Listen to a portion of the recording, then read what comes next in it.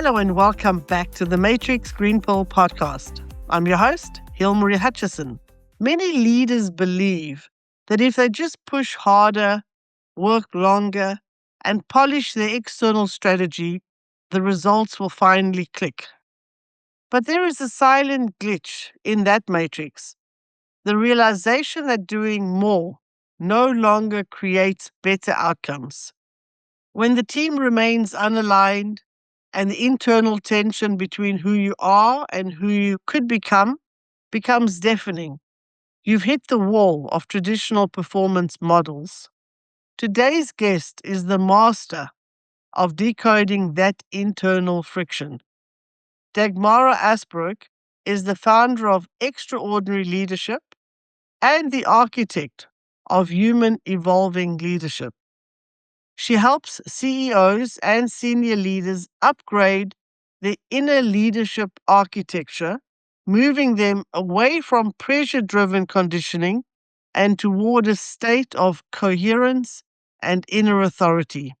Dagmara, welcome to the show. Well, thank you very much, Hilmarie, for this amazing introduction.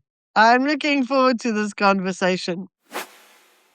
Dagmara, before we explore leadership transformation and inner evolution, I would like to ask you about your green pill moment. Could you share an inspiring or life-changing experience that you have gone through, your green pill moment?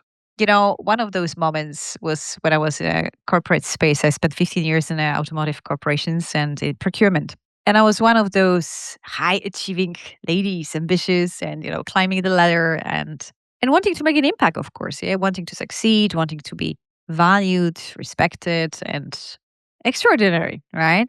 And not everything went very smooth for me, first of all. So there were some hiccups, there were some slower progression in my promotion going on. So there were some bumps, let me say, along the way, and there was some waiting for things to happen. But when finally I was, in a leadership role and I had initiated a big change in the organization and recruited people, really talents, and things were starting to be a bit difficult for me. That moment where you find yourself that it could be different, it could be better, that disconnect between what you believe is possible for yourself, for your team, for the people that you lead, versus what you see as reality. That was really a gap that I've been experiencing, which brought a lot of doubts about myself. There were conflicts with the people that I was leading. There was tendencies to micromanage and control despite wanting to grow and develop people. There was a lot of stress. There was a lot of stress that I brought, at home. There was less presence. And of course, being never switching off. And the doubts within myself, if I can succeed in this role, if I can succeed with this change that I was so passionate about and,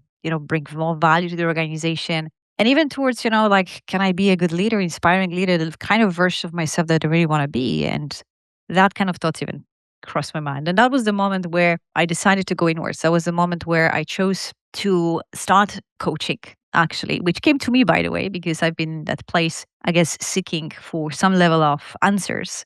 And how do I get there? It came to me, it was the program for leaders, specifically for coaching, that you could, first of all, learn how to actually ask better questions and develop people. And something resonated there with me because that was resonating with my vision of leadership. And what it turns out, of course, for me was not about learning how to coach. That was one of the important things from it, but it was a self-discovery, much more deeper discovery about myself, understanding, how I operate, why I even think this way, what are my beliefs, where do they come from, and releasing certain tension within myself. And as you mentioned, misalignment as well, and some level of distrust that I had about myself or insecurity at the time. And that has started to shift the gear. That was the very first, not the last, very first ignition into a different path for me. First of all, I've been much more since then relaxed and trusting not only myself, but also others. The relationship transformed with people that I led. And also I felt differently, more confident, more ease. And since then, many other things transpire because once you move towards that path, basically you grow further, right? So I have been, of course, the last 10 years in this space very deeply myself, going deeper into energy, into somatics, into understanding where those limitations within ourselves stem, how our identity is developed, how to master our mind, where do we log our potential, as well as, how to build high-performing team, which is very much a leadership topic. The reason I bring that moment is because that moment has been really the first opening the door towards the path that I am now in. So that was for me one of those moments. But again, I had many of them along the journey. Thank you so much for sharing your journey. As you said, you went through all the different steps that so many leaders go through, looking for that success, wanting to be valued, but facing those bumps along the way, having to be patient for those promotions until the time when you hit that wall and you said something has to be different here. Certainly takes courage to look inward like that. And I know that introspective journey is exactly what sparked the transformative work you do today. You've mentioned that during your struggles, you were suffering alone, caught between trying to prove yourself and holding yourself back. Why do so many highly intelligent, capable, high achievers fall into this specific, exhausting trap? Why is the C suite still such an isolating matrix where leaders feel they can't be honest about their internal pressure or struggles? You elicited very sweet spot. I like that you bring the angle of proving self. Yes, there's a lot of that. And that has been for sure for me as well. And why, right? The second question is why it's maybe a space where it's less comfort, right? To dive in, to look deeper.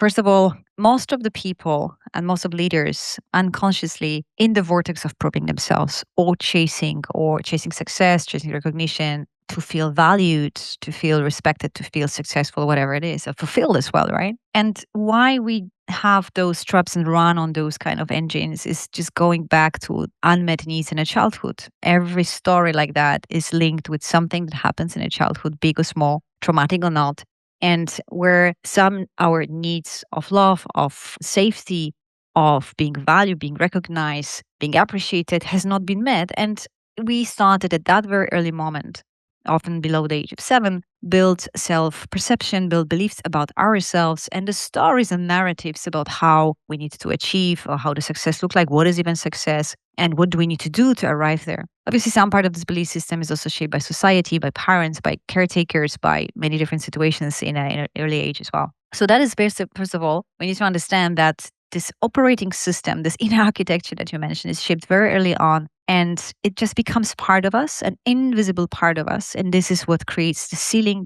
Creates what creates also the pressure. This is what creates certain patterns of behaviors and even thoughts, because 90% of our thoughts we repeat on a daily basis.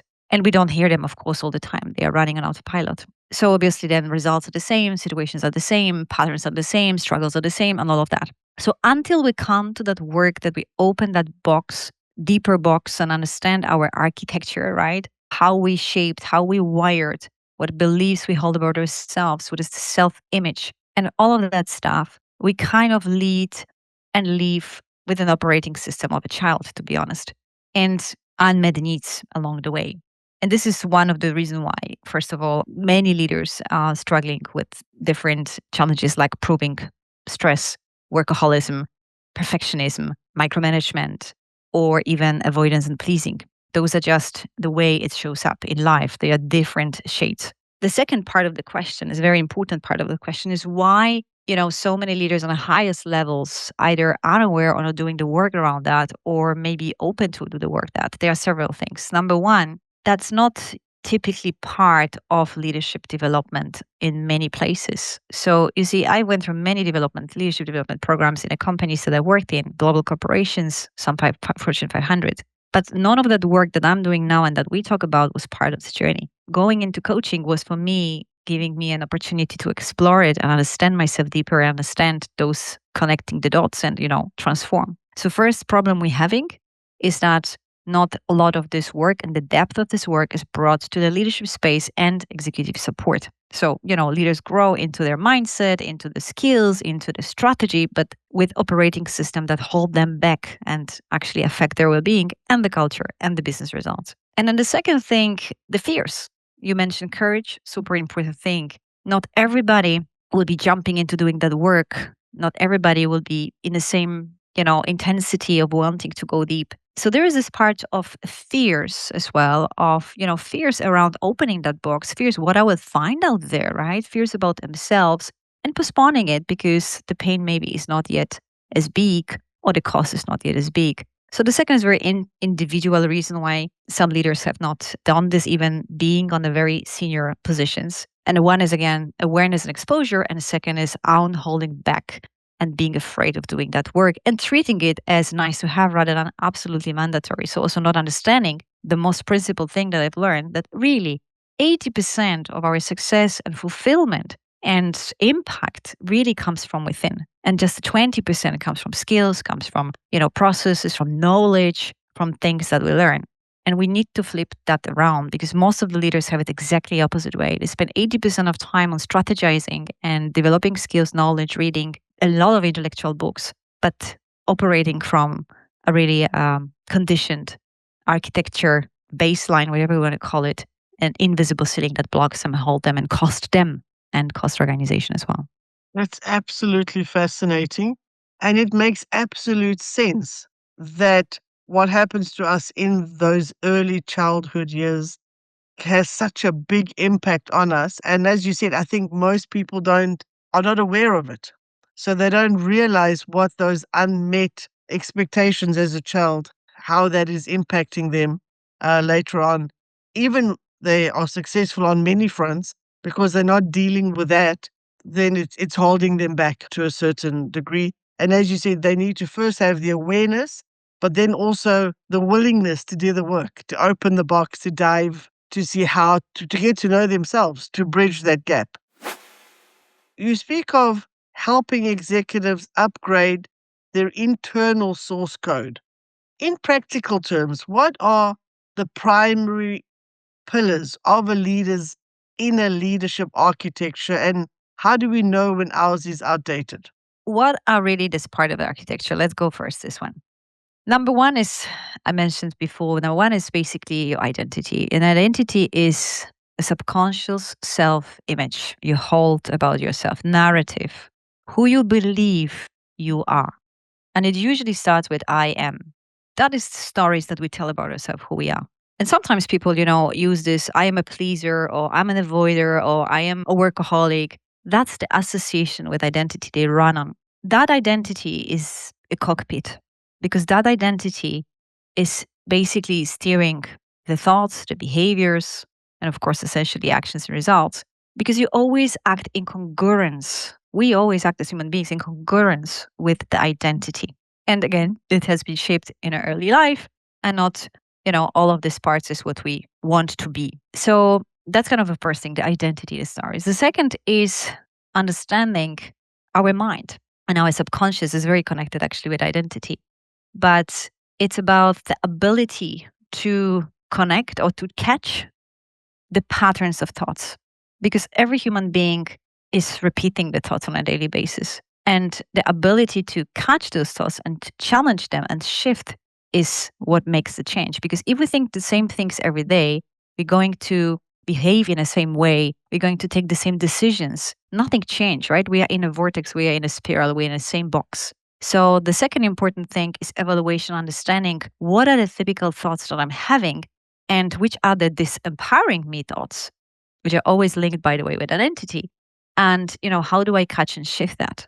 And that's a skill to develop. And there are many different types of, thoughts, and linked with different personas of identities that we can be. For example, someone or myself, right? I have been running on identity for a long time, on identity of hyperachiever. Hyperachiever based belief is I need to achieve something so that I feel valued and validated and worthy, which means if I don't achieve, I am a failure. Which means, what is my behavior? So very simple. I'm going to do everything to achieve. I'm going to push my team so hard and myself so that I achieve, right? And that's the best way to burn out as well, by the way.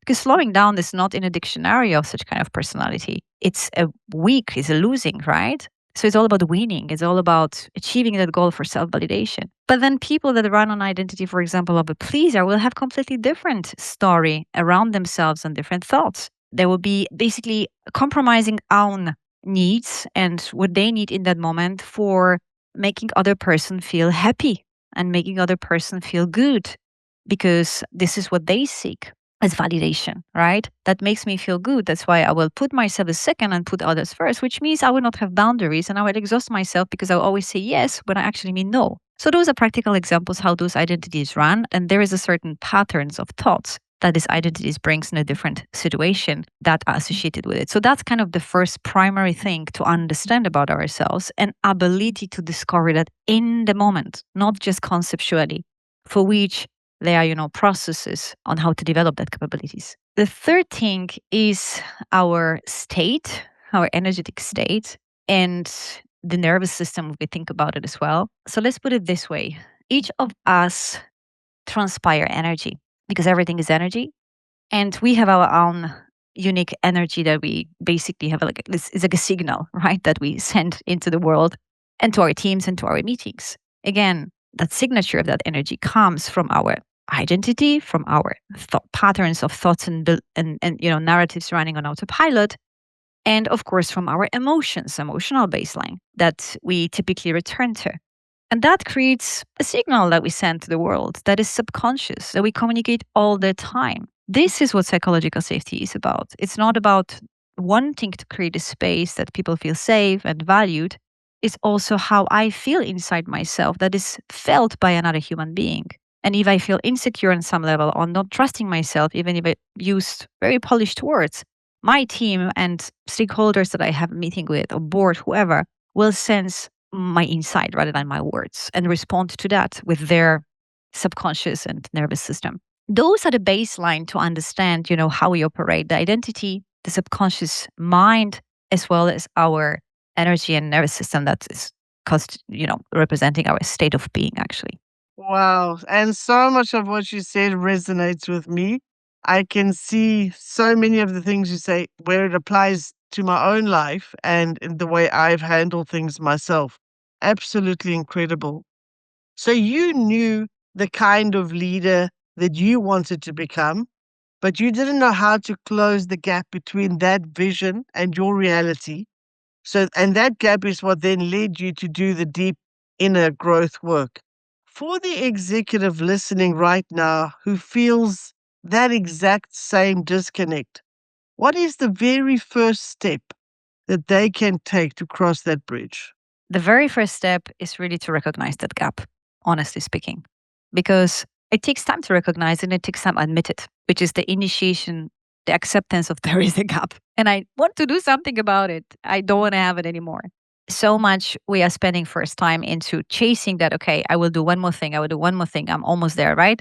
And it will go over. Or we buy into narratives such as, okay, it's just a phase, or it's just the circumstances, or it will be better in another role, or it's a fault of a market, it's a fault of a team member, and so on and so forth. So I think first is this recognition that this gap is not external, it's internal. And it's not a gap that is something wrong with me, that I'm not enough. That's important. But it's gap between who I am meant to be and who I am today. So first recognizing that that's what's going on, that outgrew maybe some part of me, and I want to step into the next version of myself, the version of me that I'm truly being pulled forward, the version of myself that I'm actually meant to be more authentic, more aware, more wise, more confident, more trusting, more bold. All of that's beautiful thing that actually is more capable as well to deliver that vision. That's the first realization that we need to create. Because without that realization that the gap is internal and not external, we will look for wrong solutions, right? When we think about the gap is, for example, my team is not performing, it's on them. So which team member do I need to change? Or maybe how many conversations do I need to have so that they change? It's a solution to assumption that the problem is outside of us. Now, the moment we actually can look into the mirror and recognize that the shift needs to happen inside of us, this is the moment we start to look for the right solutions and partners that can help us to bridge that gap. There is several steps in this journey, and I'll be very, very honest with you. It's not a tip and do 1, 2, 3, and you are going to get there. It's much more deeper journey like that. So the best thing the person can do after recognizing that is really get an executive coach that is specializing in that transformation, in that deeper transformation part, not just asking beautiful questions on how to move forward, but also able to help them to see the invisible layers of blocks in the mind, in the body, in the energy, and help that leader to actually release, let go, alchemize, shift those different domains. And as a result, to ascend or become the version of themselves that they're truly meant to be. Much more freer, liberated, much more confident, trusting, bolder, all of that, and more powerful from inside. So there is not one thing, but if I would say there is a beginning path in this journey, is to really understand those invisible patterns. That's where I usually start the journey with my clients, is not going first to the vision, what you want, but to understand what is your current inner blueprint, right? That architecture. So what are the personas or what are the identities that you are attached to, and what are the stories you attach to, what are the thought patterns you are attached to, and which kind of state you are attached to, what's your baseline today. Understanding that is that awareness, and then of course the path forward, how you ascend, that's the actual journey. That's kind of what I was saying. Yeah, I think that's very valuable. So, first of all, becoming aware, being aware, but then when you realize that there's deep internal work that needs to be done, that you don't try and do that by yourself because you might not know how to unlock the different blocks and understand things. So, that is, I think, your advice, to work with a coach, with somebody who really understands how to help you along the path, I think will make that journey probably a little easier than trying to sort of do it yourself and really not knowing what you're doing. So I think that that is very good advice. You bridge traditional business strategy with what you call quantum state mastery. For the highly analytical, numbers driven CEO, how do you explain the direct ROI of a leader's internal state on the company's bottom line? 80% of your state, from which state you operate from, impacts every decision, every result in your business, basically. That's the shortcut. Now, it's very generic. So, the way I work with clients is very contextual in their context, in their specific situation, because each of the leader have a different goals, different ROA, so different metrics that will measure the progress or results or value from this journey. You know, the ROI of this journey is not only in performance metrics and business performance, which is one of the things. And to be honest, with that work, it's not about linear growth, it's about exponential growth, it's about doubling, in some cases, the performance in a shorter amount of time that it was before possible, right? That's one of the ROI. But the bigger ROI is who the leader actually become, and from which and what is that leader, first of all, for him or herself, what changes in that leader's life and opportunities when it goes about career. So that's a very personal ROI, because once you embrace that, once you transform on a deeper level,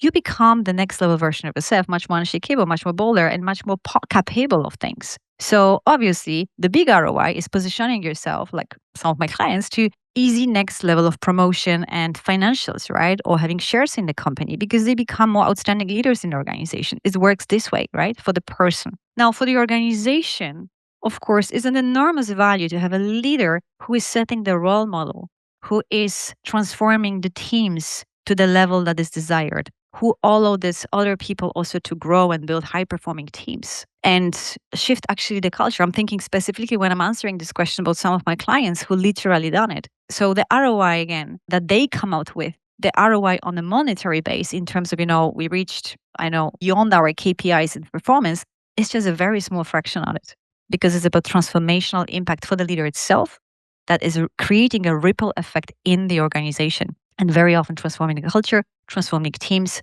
and putting a business to a different path of success in our organization. Yes, so there's the dual benefit. The individual is growing, being more fulfilled, but it's also then for the company, for the organization, having better leaders, better teams, better culture. So the bottom line is going to benefit from the shift that that leader makes. Dagmara, let's bridge the gap between high-level identity evolution and grounded execution. We call this the Monday move. As an executive partner, you are constantly observing the high-stakes stress and psychological baggage of global CEOs. What did you do this past Monday morning to maintain your own quantum state mastery and ensure you didn't absorb their chaos? I don't want the transformational theory. I want the ground level protocol you ran to start your week with intention. Absolutely. And every day, to be honest. My work with clients is my own work to set myself, like, for example, Monday, what you say. If I had a certain protocol in the morning, I call it protocol, not to make it too much analytical here. But one of the first things that I do in the morning is align myself with that state, is to start a day with that version of me that I'm becoming. Because that journey of going to the next level is not ending, right? It's never a one-time story. So every next level vision or goals requires you as a leader to step into the next level version of yourself. So, and how do you do it practically is how do I do it on Monday or Tuesday or Wednesday? Is I start the day with aligning myself with that version of me. In other words, I'm stepping into the state of that version of myself. It's a process in many different ways. And by now I have, different ways of how I can do that. It's either an envisioning exercise, it's a journaling exercise, it's walking at that version of me, whatever brings me to that state of being one with that me, who I, of course, already have clarity on of who is that next version of myself and how does this version feel, moves, decide, and so on. That's one of the important parts. The other important parts is also I'm extremely curious person on those things that show up in our life because they show up every day. So learning and mastery is not a one-time process. So in the mornings, and some mornings, I'm sitting with what shows up for me. Sometimes it's emotions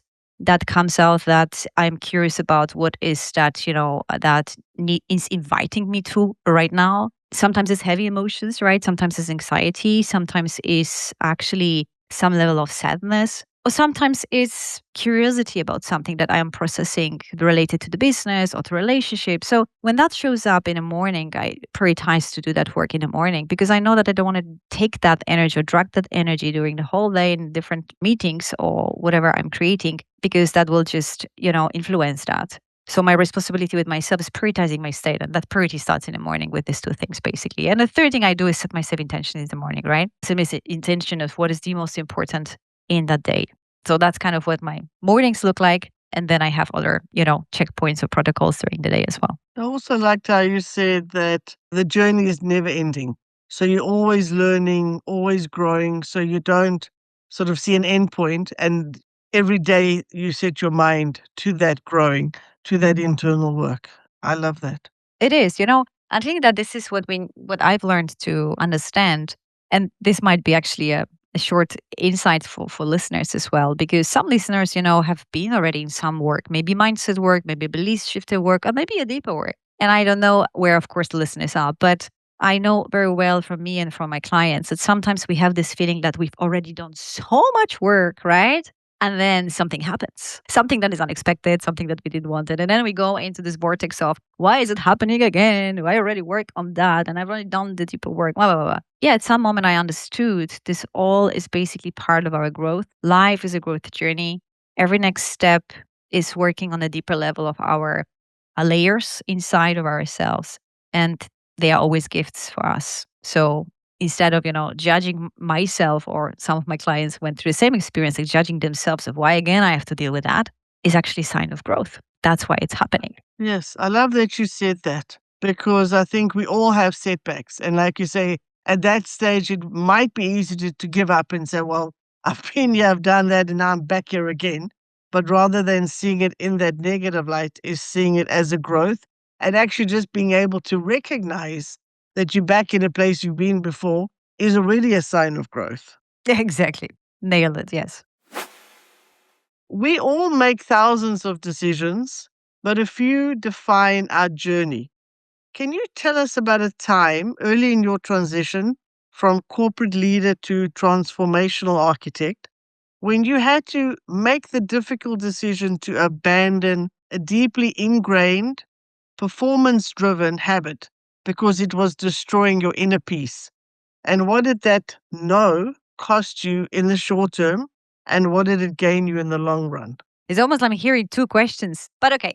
So in that moment of transition, that's actually a good moment, a pivotal moment. And I think it's very much resonating with all that you asked. So honestly speaking, transitioning from corporate to starting your own business that you do out of passion, out of purpose, out of calling, it's not, of course, easy. It has not been easy for me, right? I've been actually sitting on a decision for around 2 years, preparing for it.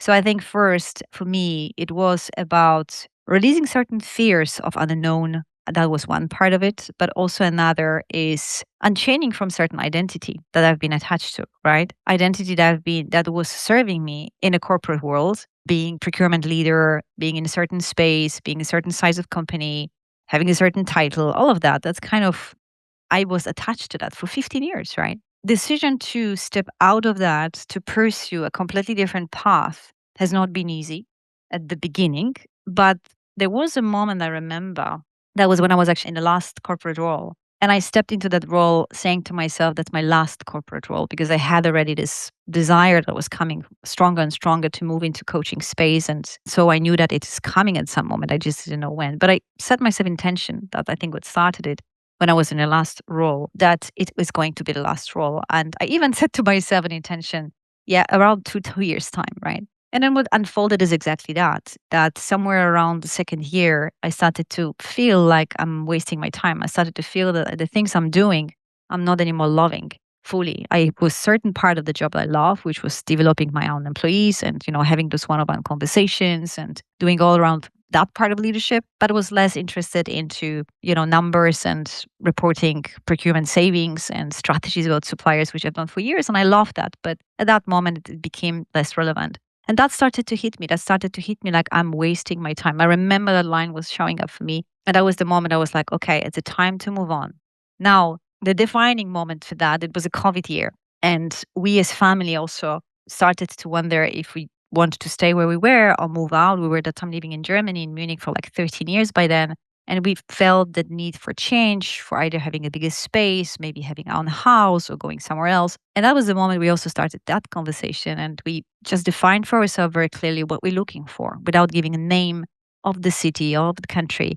And we just felt inside the body. And that was actually this inner knowing that I know now that is so important, that it's going to happen. And we didn't know how, we didn't know when, but we just felt that we are moving somewhere different place. And literally, Dubai came along the way as information to our email box a couple of weeks after, with a very short period of time. And so the moment when the information landed about Dubai, and we started to kind of contemplate, why not to move to Dubai? How would that look like? It was very quickly, it felt aligned, felt in the body aligned. And that was the moment I just totally knew what I'm going to do. That was a moment of a pure clarity. You're not going to another corporation and procurement role. You're starting your business. And that's basically what helped me in this whole process of decision making and making it. Amazing. Thank you so much for sharing that. Now we have come to the segment of our show where I will ask you some rapid fire questions. Our version of a game show. Are you ready? Oh, yes, ready. What is the biggest myth traditional corporate culture teaches us about power? Ooh, that power is with the title that you have. Okay. What is one book that fundamentally shifted your own inner leadership architecture? I think the very first one was Wired for Authenticity, long time ago, by Anna Hinam, I think. That's her. That was the first eye opener. Excellent. Can you describe what it feels like to lead from true inner authority? It is to feel trusting yourself, at ease, relaxed, and knowing your worth without needing to prove yourself.